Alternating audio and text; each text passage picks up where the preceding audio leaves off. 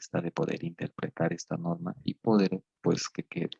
En sí, yo considero de que pudiera ser, pues, cualquier entendido en la materia de construcción. O sea, cualquiera que sepa de construcción y tiene entendimiento técnico, ¿sí? Así como lo que ustedes ya van a tener, ¿no?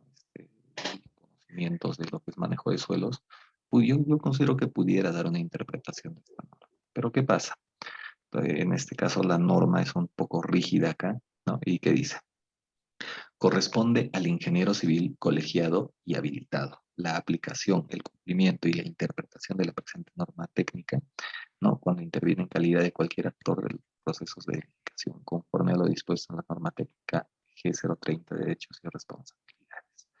Entonces, ¿qué quiere decir en este caso? ¿No? Un poquito como que quita acá el piso, se puede decir, a la parte técnica, el área técnica de la construcción, a ustedes en específico, ¿no? Que dice solamente, no, los únicos que pueden dar por válido alguna interpretación de esta norma tiene que ser un ingeniero civil directamente, ¿sí? Esto quizá más adelante cambie, ¿no? Porque yo estoy seguro que muchos de ustedes al momento de leer esta norma, al momento de que en este momento estamos dando lectura e interpretando, simplemente nosotros podemos, yo sé que ustedes más adelante pudieran decir, o quizá vamos a empezar con un debate, ¿no? A decir, eh, ¿por qué se interpreta de esta manera? Si se pudiera interpretar de diferente manera, quizá algunos de ustedes van a poder dar una opinión, quizá de alguno de los artículos, decir, ¿por qué es así? Si quizá pudiera ser así, ¿no? Yo sé que ustedes pueden tener iniciativa, pero en esta parte, pues en el artículo 11 es un poco más estricto, solamente por temas legales, ¿no? Entonces, un poquito está cerrado en esa parte, ¿no? Para que sola la interpretación de esta norma solo lo puede hacer un ingeniero civil colegiado y habilitado, ¿ya? Ah, ahora, artículo 5, definiciones. Vamos a hablar un poquito de definiciones acá, ¿no? Hay siempre en toda norma hay el uso de algunas palabras, algunos textos que quizá no podamos entender, siempre hay su glosario que le dicen algunos, ¿no? Y en este caso está pues en el artículo 5 como definiciones. Ven ustedes que me he salteado al 5.33, en ese orden, un orden lógico que yo le he tratado de dar, ¿ya? Dice estudio de mecánica de suelos. En este caso van a ver ustedes las siglas EMS, estudio de mecánica de suelos. ¿Qué dice? Es conjunto de exploraciones e investigaciones de campo, ensayos de laboratorio y análisis de gabinete. Sí, yo les había indicado, ¿no? Que estos ensayos se pueden hacer. Hay algunos ensayos que se van a hacer en campo, hay algunos ensayos que se van a hacer en laboratorio y el procesamiento de esos datos se van a tener que hacer en gabinete, ¿sí? Que tienen por objeto estudiar el comportamiento de los suelos y sus respuestas ante las solicitaciones estáticas y dinámicas de una edificación, que deben ser obligatoriamente considerados en el diseño estructural y del sostenimiento de las excavaciones y durante la construcción del proyecto. Bueno, definiciones. Si yo les pudiera en un examen, les dijera, ¿no? Según norma del Reglamento Nacional de Edificaciones, defina estudio de mecánica de suelos. Ahí está. Ojo, yo en la anterior clase yo había puesto una definición, ¿no? De lo que es un estudio de mecánica de suelos como tal, pero era una definición propia mía, de la que yo he buscado de varios lugares los conceptos y simplemente los he asociado, los he amoldado y para mí me parecía pues una buena definición. Ahora, esto no entra en conflicto, ojo, no entra en conflicto con esta definición de la norma. ¿Por qué? Porque básicamente en otros términos también está indicando lo mismo que yo decía. Si mal no recuerdo, en la definición que habíamos hablado en la anterior clase era de que un ensayo de laboratorio pues era lo que tenía que hacerse pues en un ambiente controlado, que tenía que tener equipos y todo eso, ¿no? En este caso, ¿qué está haciendo? ¿No? Conjunto de elaboración de investigaciones de campo, ensayos de laboratorio. Ahí está, lo está diciendo con otras palabras, pero prácticamente está diciendo lo mismo, ¿ya? Otro, numeral 5.36, informe técnico de suelos. ¿Qué es un informe técnico de suelos? En este caso, ITS, ¿ya? No vayan a confundirlo, por favor, con ETS. ETS es otra cosa. En este caso es ITS, Informe Técnico de Suelos. Dice, informe técnico si la rigurosidad técnica del estudio de mecánica de suelos y comprende la realización de no menos de 3 puntos de exploración a 3 metros de profundidad Ensayos de laboratorio y análisis de gabinete que tienen por objetivo estimar el comportamiento de los suelos y sus respuestas ante las solicitaciones estáticas y dinámicas de una edificación con un número de pisos no mayor a 3 metros, cuyas áreas de planta sea primer piso sea menor a 500 metros, sin sótanos y que no requiera platea isolada de cimentación, debe incluirlo, bueno, un montón de texto ahí. Yo se los dejo para que lo lean. Entonces, solamente quiero que se acuerden ustedes, por favor, informe técnico de suelos. Informe técnico de suelos. ¿Ya? Informe técnico de suelos.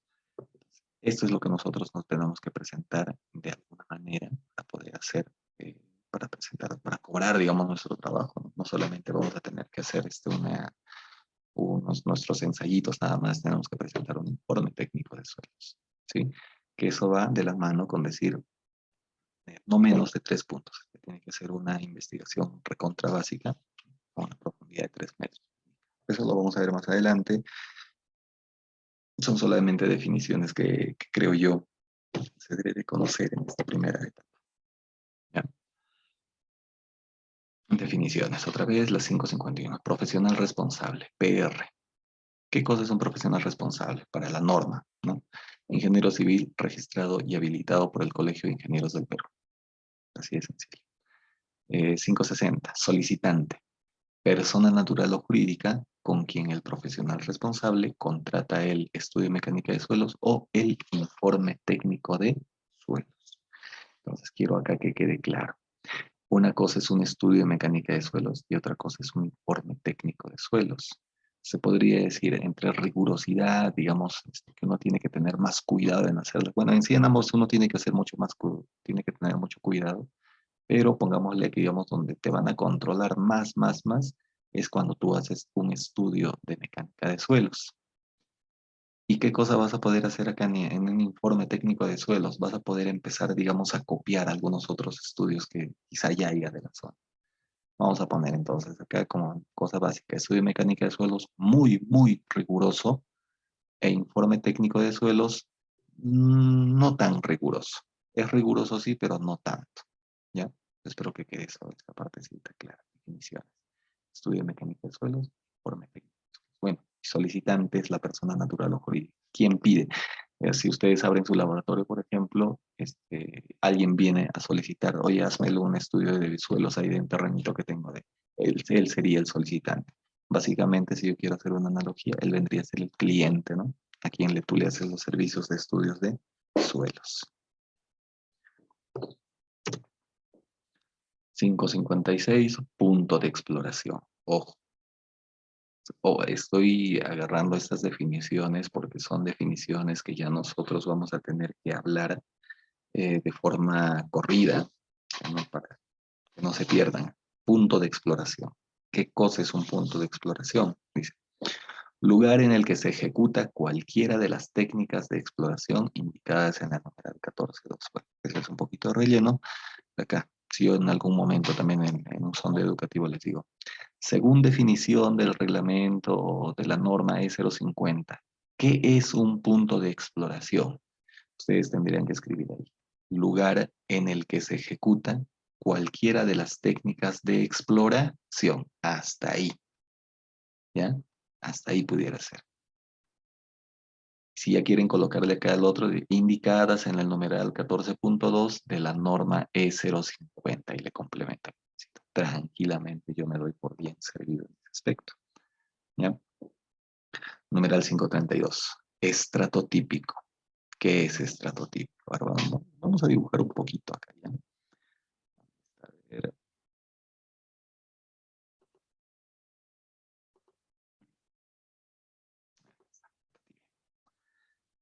Vamos a imaginar, en este caso, puntos de exploración. Vamos a imaginar, ojo,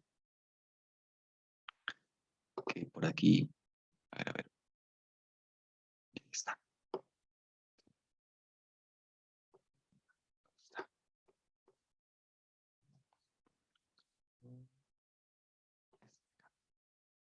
¿Ya? Vamos a imaginar que este es un terreno X, cualquiera, ¿sí?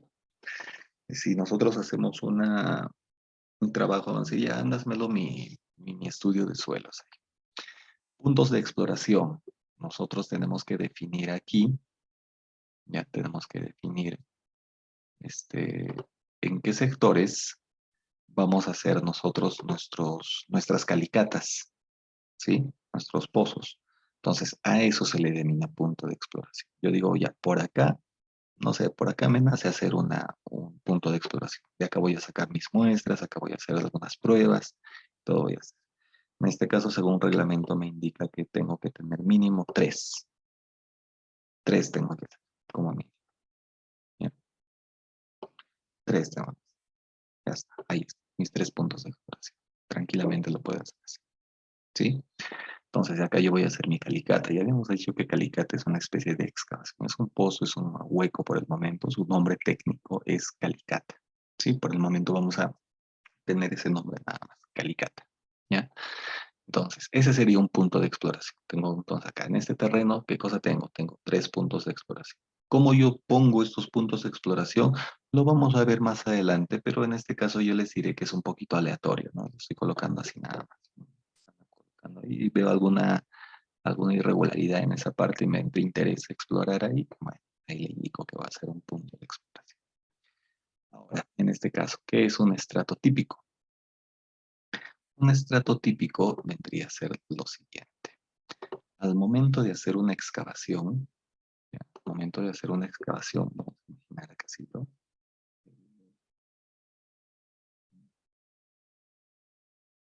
Acá, ¿ya? Vamos a imaginar que estoy aquí, ¿ya? Y al momento de hacer una exploración, obviamente yo hago una calicata, ¿sí? Yo hago una calicata. Entonces, que al momento de hacer una calicata, obviamente es un agujero que estamos haciendo ahí. Entonces, yo lo que voy a hacer acá es, yo estoy paradito acá, por ejemplo. No logro dibujar bien. Hacer con cabello largo. Ahí estoy.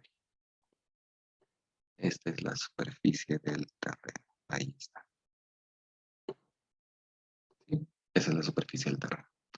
Entonces, al momento de yo hacer acá un agujero, ¿qué cosa es lo que yo voy a encontrar? Tranquilamente yo voy a encontrar tipos de suelo. En primera instancia, lo que es tradición, la primera capita, ¿qué cosa va a ser? Va a ser pastito, va a ser material orgánico. Eso es lo que va a tener.